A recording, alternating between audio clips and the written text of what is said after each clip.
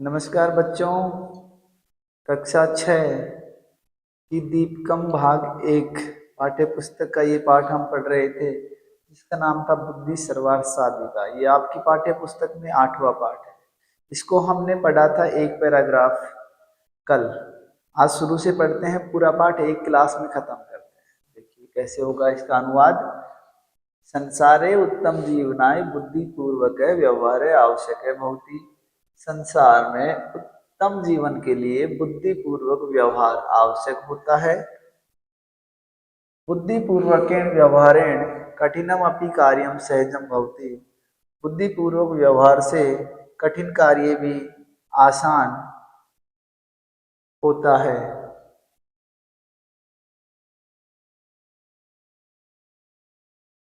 आगे देखिए, विशेषतः स्पर्धाया समय यदि प्रतिपक्ष अति प्रबल है तरहि बुद्धिबलेन वयम तम जेतुम शक्नुमः। विशेष रूप से प्रतिस्पर्धा के समय में यदि विपक्ष अत्यधिक प्रबल है तो बुद्धि बल से हम सब उसको जीतने में समर्थ होते हैं। शरीर बलात् बुद्धि बलस्य महत्वम कथम अधिकम इति ऐसा कथा प्रतिपादयति। शरीर बल से बुद्धि बल का महत्व कैसे अधिक है, ऐसा इस कहानी में दर्शाया गया है। एताम कथाम वयम पठामे। इस कथा को हम पढ़ते हैं, इस कहानी को हम पढ़ते हैं। चलो शुरुआत करते हैं कहानी की। एकस्मिन् वने एक नित्य जल पूर्ण महान सरोवर है अस्ति। एक वन में एक जल से भरा हुआ बड़ा सरोवर तालाब है। कदाचित एकम पिपासाकुलं गजयूथम वनांतरात् तत्र आगच्छति। कभी एक प्यास से व्याकुल हाथियों का समूह दूसरे वन से तत्र आगच्छति वहां आता है। तस्मिन् सरोवरे ते गजाः स्वेच्छया जलं पीत्वा स्नात्वा क्रीडित्वा च सूर्यास्त समये निर्गच्छन्ति। उस सरोवर में वे हाथी अपनी इच्छा से जल पी करके, स्नान करके, खेल करके और खेल करके सूर्यास्त के समय निर्गच्छन्ति निकल जाते हैं। तस्य च सरोवरस्य तीरे समन्तात् सुकोमल भूमौ बहूनि सशक बिलानि सन्ति। और उस सरोवर के किनारे समन्तात चारों ओर सुकोमल भूमो मुलायम भूमि में अनेक खरगोशों के बिले हैं। एसु जिनमें बहवे सस्का निवसंती, बहुत सारे खरगोश निवास करते हैं। गजानाम परिभ्रमणेन तेसु बिलेसु निवसन्ते बहवे सस्का क्षत विक्षता भवन्ति। हाथियों के घूमने से उन बिलों में निवास करने वाले अनेक खरगोश घायल हो जाते हैं। केचन पुनः मृताप भवन्ति, कुछ मर भी जाते हैं। अतः सस्का भीता चिंता मग्ना च भवन्ति। इसलिए खरगोश भयभीत और चिंतित होते हैं। ते दुखम अनुभवन्ति, वे दुख का अनुभव करते हैं। स्वरक्षार्थम चैत्य उपायम चिंतयन्ति, अपनी रक्षा के लिए और अपनी रक्षा के लिए उपाय सोचते हैं। आगे चलते हैं दूसरे पैराग्राफ की ओर। ये देखो, ये चित्र दिया हुआ है उसमें टेक्स्ट बुक में, आपकी पाठ्य पुस्तक में।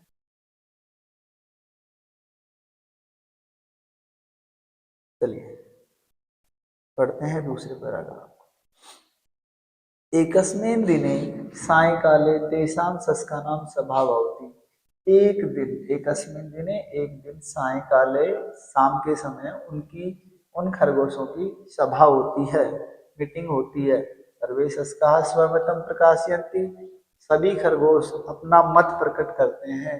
परम ते समाधानम न प्राप्नुवन्ति, लेकिन वे समाधान प्राप्त नहीं करते हैं।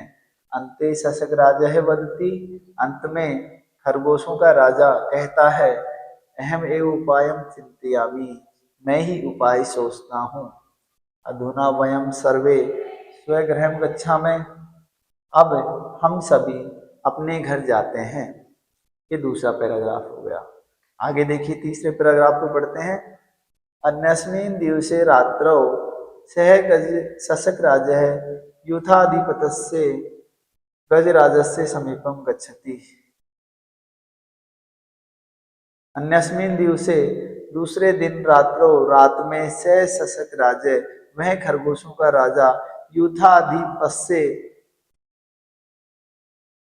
समूह के राजा के पास गजराज से गजराज हाथियों के समूह के राजा के पास समीप गच्छति जाता है। स गजराजम कथयति और वह गजराज को कहता है, हे गजराज हे गजराज ऐसे सरोवर है चंद्र से वास स्थानम अस्ति। यह सरोवर चंद्रमा का निवास स्थान है। वयम सस्काह तस्य प्रजा इसमें इस पाठ में आपको क्या सीखना है कि क्रिया जो पद है ना वो कौन से पुरुष और कौन से वचन की है। कर्ता जिस पुरुष और वचन का होगा, जैसे वयम उत्तम पुरुष बहुवचन का है तो इसमें भी उत्तम पुरुष बहुवचन की हो। ये सब देखना आपको। वयम सस्का हम सब खरगोश तस्य प्रजा इसमें उसकी प्रजा है। अतएव सह शशांक इति नामना प्रसिद्ध है, इसलिए ही वह शशांक नाम से प्रसिद्ध है। कौन? चंद्रमा। यदा शस्का जीवंती तदा एव चंद्र प्रसन्न भवति। जब खरगोश जीवित रहते हैं तभी चंद्रमा प्रसन्न होता है। ये तीसरा पैराग्राफ हो गया, ये दूसरा और ये तीसरा। चलते हैं आगे चौथे पैराग्राफ की ओर। गजराज है पृच्छति। गजराज हाथियों का राजा पूछता है, कथम अहम विश्वासम करोगी, मैं कैसे विश्वास करूं, किम सत्यमेव चंद्र सरोवरे तिष्ठति, क्या सच में चंद्रमा सरोवर में रहता है।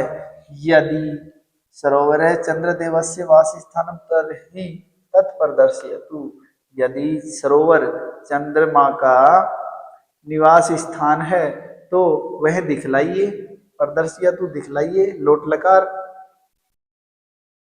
प्रथम पुरुष एक वचन। सस्के कथयति खरगोश कहता है, आम चंद्रस्य दर्शनाय आवाम अधुना एव सरोवरम प्रति चलावे।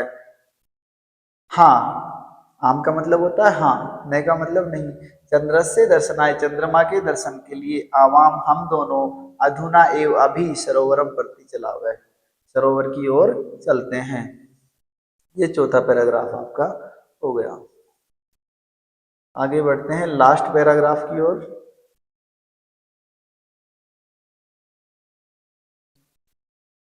गजराज है शशक राजेन से सरोवर से समीपम गच्छति। गजराज हाथियों का राजा शशक राजेन सह खरगोशों के राजा के साथ सरोवर से समीपम गच्छति तालाब के किनारे जाता है। सह जले चंद्र से प्रतिबिंबम पश्यति। वह जल में चंद्रमा का प्रतिबिंब परछाई देखता है। चकित से बहुत ही और आश्चर्यचकित होता है। सह भयेन चंद्रम नमती, वह भय से चंद्रमा को नमस्कार करता है। ततः से गजयुथेन से अन्यत्र गच्छति। ततः तब से या वहां से वह गजयुथेन हाथियों के समूह के साथ, ततः वहां से वह हाथियों के समूह के साथ अन्यत्र गच्छति दूसरी जगह चला जाता है। सह गजयूथ है पुनः कदापि तस्य सरोवर से समीपम न आगच्छति। वह हाथियों का समूह पुनः फिर से कभी भी उस सरोवर के समीप नहीं आता है। सस्काह तत्र सुखेन तिष्ठन्ति, खरगोश वहां सुखपूर्वक रहते हैं। सत्यम एव उत्तम, सत्य ही कहा गया है। बुद्धि सर्वार्थ साधिका, बुद्धि सभी में प्रबल होती है, बुद्धि से सब काम सिद्ध होते हैं। ये आपका हो गया पाठ का भाग अनुवाद। अब इसमें आपको करना क्या है, देखो इसमें शब्दार्थ जो दे रखे हैं वो शब्दार्थ आपको पढ़ने हैं। ये कुछ शब्दार्थ दे रखे हैं, जैसे सरोवर है, जलाशय, गज है, हस्ती,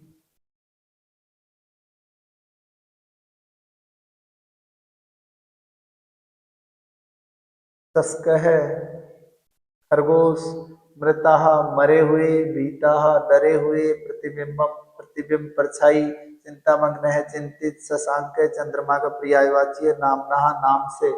ये आपको याद करने हैं और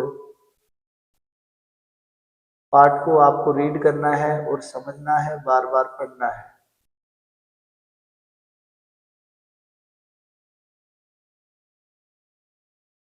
हर सोमवार को हर सोमवार को कक्षा 6 की क्लास लेकर के आएंगे। रात 8 बजे आपको ये क्लास मिलेगी और अगली क्लास में अगले मंडे को, आज 26 जनवरी है, प्रोग्राम भी है। मैं सुबह ये क्लास रिकॉर्ड कर रहा हूँ जल्दी उठ के। अगले सोमवार को आपको इसी पाठ के प्रश्न उत्तर मिलेंगे।